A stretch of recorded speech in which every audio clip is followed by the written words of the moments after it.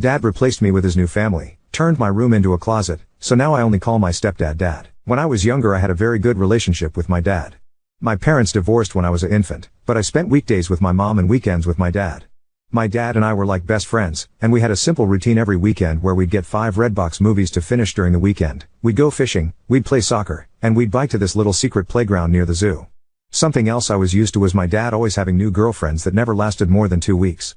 The only one who lasted longer, a woman I really liked who lasted 2 years, left my dad when I was 10. But my relationship with my dad was the same as ever until I was 12 and my dad met his now wife. This woman has 2 kids, one older and one younger than me.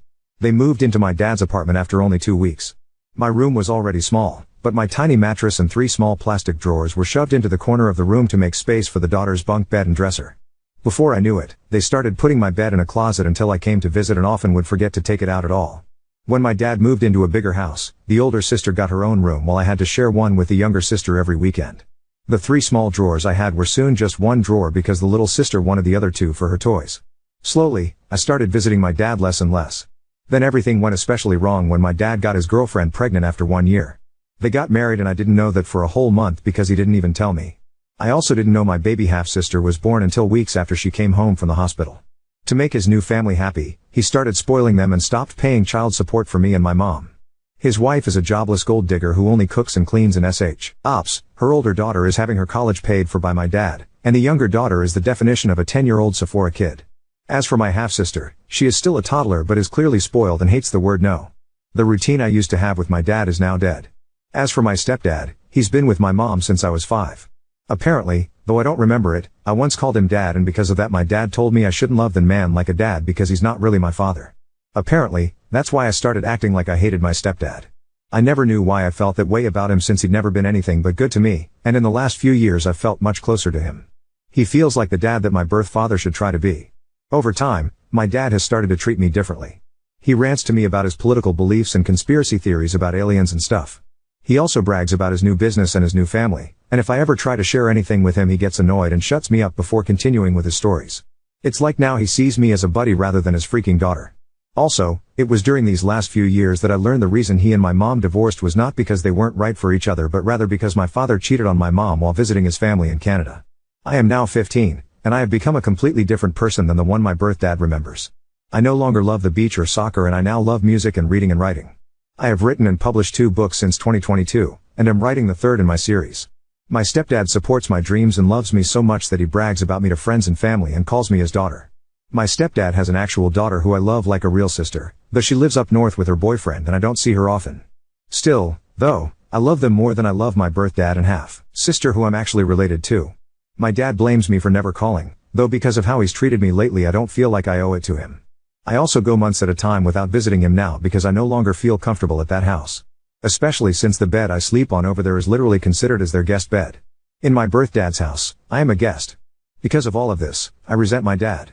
I haven't told anyone about this so no one is calling me a jerk, but I'm wondering if I am because my dad is in love with his new family and I'm wondering if it's a bad thing I'm not happy for him. Update 1. So, since I made the initial post, I've only visited my dad's house once and, safe to say, I truly am nothing more than an uncomfortable guest in that house. I should start off by saying that every time I spend a few months without going to his house, my dad tries to play all innocent and calls me on Fridays to ask when he should pick me up. I never answer because he always calls me when I'm in a class or busy with studying, so he'll call my mom. But because he never asks me in advance, I tend to have plans on weekends with my cousins, friends, or just to work on writing since I am still working on my 3rd book and it takes a lot of focus that I can't get in his house. Actually, I'm now just gonna call him Eric. He's honestly not been as much of a dad figure to me as my stepdad has. Anyway, it was my mom who had decided I would go over to his house. Despite the fact that Eric hasn't paid child support in over 2 years now and I hate going to his house, my mom says I should just visit from time to time to keep him from getting the court involved. She confuses me, sometimes saying that he's a deadbeat man, but also sometimes saying that he's my loving dad who deserves my respect.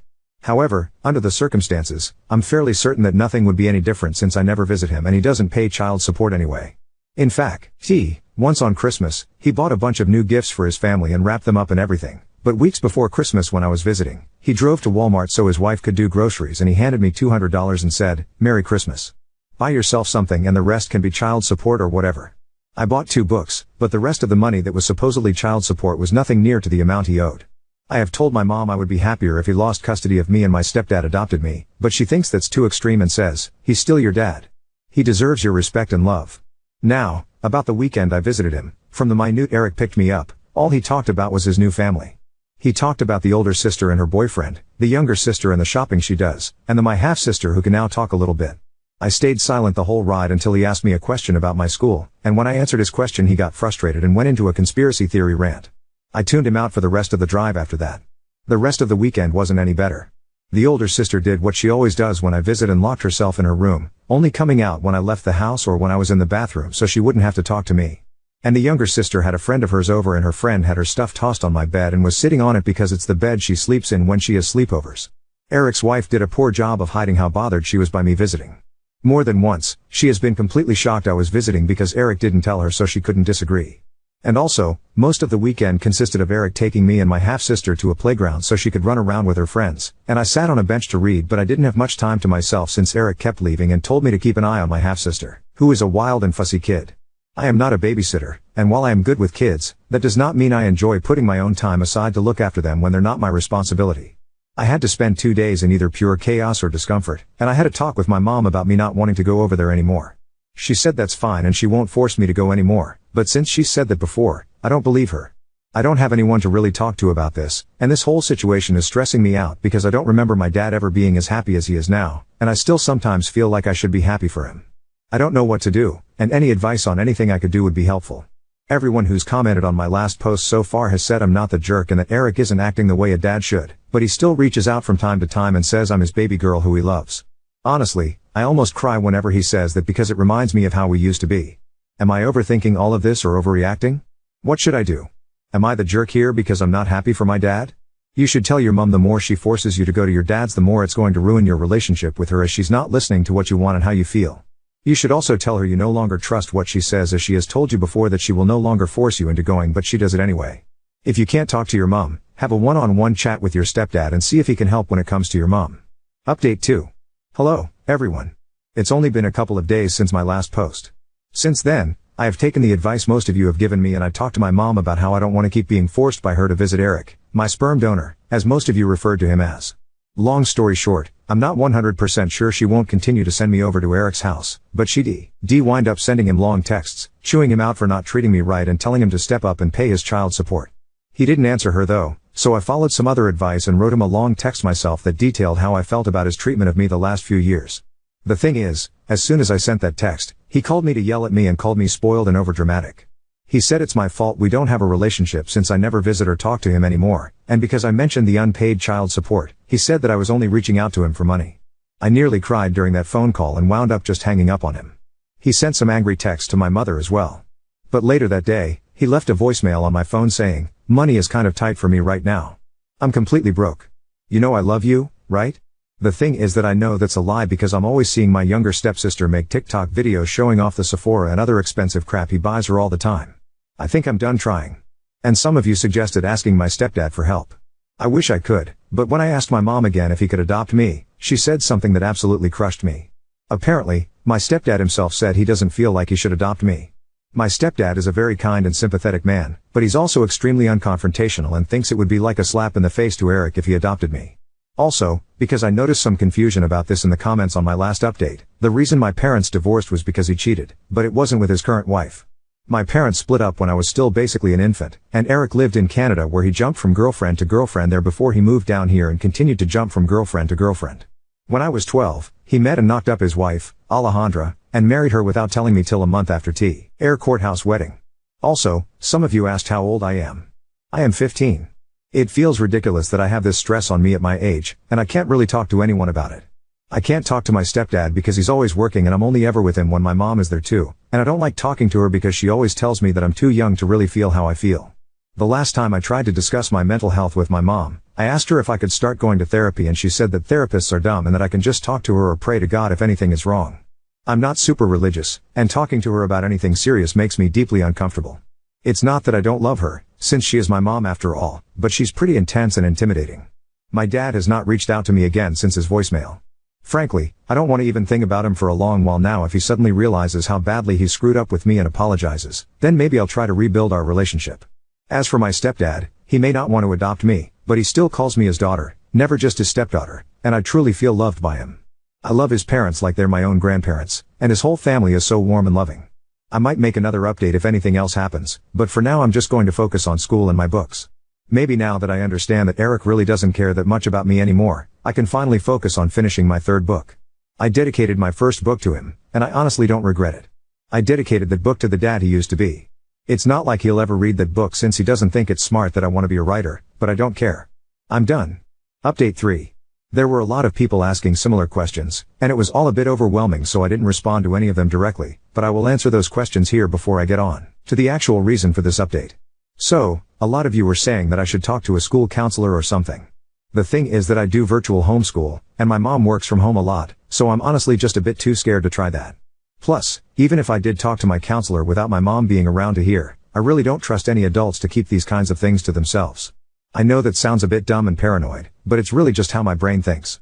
A lot of you also said that I should bring up the therapy thing with my mom again, but I know for a fact that won't work. My mom really doesn't believe in therapy and believes that praying to God or having her preach about the Bible to me will solve everything. As for my stepdad, I love the guy like a real father, and I see him as my true dad even if he doesn't want to adopt me, but he really is no help with the therapy issue either because he always just agrees with whatever my mom says to avoid arguments. But I'm doing fine right now though, and I honestly think things are going to start getting better. And I think this because I'm pretty sure my mom is finally gonna file for sole custody and court-ordered child support. One thing I guess I should have made clear is that my parents sorted out their custody and child support agreement amongst themselves when they divorced. The agreement is that I spend weekends with my dad, and he pays my mom $100 per week. I'm pretty sure my dad only stuck to that agreement to keep himself looking good until he could finish his U.S. legalization process, since he used to be an immigrant from Canada. Once he was legalized, he stopped paying child support and began spoiling his new fam. Anyway, I went to my dad's house last weekend. This time, my mom didn't force me, and I actually decided I wanted to go because I wanted to give my dad one last chance. He picked me up from my mom's house, and we didn't get down the street before we were fighting. I was excitedly telling him about a business idea I had where I can make book boxes and sell books with DIY necklaces and hand-painted bookmarks that match book covers, and he was telling me my idea was stupid and unprofitable and a waste of money and time. It was an hour-long drive to his house, and he was getting political or angry over every little thing I said. When I told him I was thinking about applying to colleges like Harvard or University of Chicago in the future, he began to yell about all the dangerous Cuban and Mexican immigrants in Chicago and began saying that Harvard is a waste of time since it's just as good as any other college, but rich people go there, which is why it's so famous. I wound up yelling at him that he can't act so high and mighty over non-white immigrants because he was also an immigrant not too long ago. Also, I never understand why it is my dad is always so racist about Hispanic people when my mom and his current wife are both Latinas. He went on one rant after another, and I was so sick of it that instead of staying quiet like always, I actually argued back. Because of that, my dad spent the whole weekend complaining about my bad attitude. I told my mom about all of this. I think the final nail in the coffin that finally pushed her to want sole custody was when I told her about a rant my dad went on about the difference between men and women. I wound up memorizing and writing down everything he said and texted it to my mom. I asked her not to talk to him about it, but she was pissed at him. Here are some of the things he said. 99% of women want to latch on to rich men. Nearly all women are greedy and unloyal. Men don't like successful and independent women because they're prideful and bossy. It's more important for a wife to respect her husband than it is for him to respect her. It is wrong for wives to make more than their husbands, and so much more. And then he smiled and said, "But you're the exception, pretty girl." There was so much more that happened just last weekend, like him saying some of my guy friends don't count as real men since some of them are gay, and trying to tell me my summer volunteering opportunity in DR is a bad idea since the people there are different, even though my mom's side of the family comes from there. I won't list every annoying thing he did, and I'm finally done. This was his last chance, and he blew it. I just want to say I'm pretty sure my mom is not sending me over anymore. She spent all morning looking for my birth certificate because she's wondering if she needs it for court. She wants to get me full-time, and if my dad paid child support. At the moment, he owes a lot of child support, and having him contribute financially would help me so much with preparing for college. Also, I did not mention the names of my books in the other posts. I didn't share them because I didn't want a bunch of internet strangers seeing my social media tags at the back of the book, but I will share the titles with anyone who DMs me. I will probably make another update if anything else happens.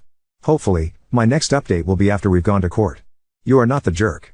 Divorces and parenting are complicated. Your bio dad sounds like a real jerk. He is utterly and completely failing you. I understand why your mom and your stepdad are trying to help you have a relationship with your bio dad. It's one of the things parents are encouraged to do in divorces, because most of the time it's better for the kids. And if your parents had a court order that gave your bio dad visitation on the weekends, then she could be in trouble if you didn't go to your dad's. For your stepdad, he can't adopt you unless your bio dad's parental rights are terminated by a court. And if bio dad fights it, it would be a mess. SD's reluctance to pursue the kind of court battle while you are still legally a minor, actually makes sense and, I would strongly bet, has nothing to do with his feelings for you. He shows his love for you and your place in his heart every day. You don't need him to adopt you for him to be your father. He already is. Please don't let his concerns about the legal mess trying to adopt you would be make you think he loves you any less. I'm glad your mom is going to go for both full custody and child support. Your bio asshole needs to be held accountable. I'm so sorry for you that you lost your bio dad. He may still be alive, but the father he was is dead. But you did nothing to cause it. He's just putting all his energy into the woman who, I'll say, meets his physical needs and leave it at that. It's an unfortunately common problem.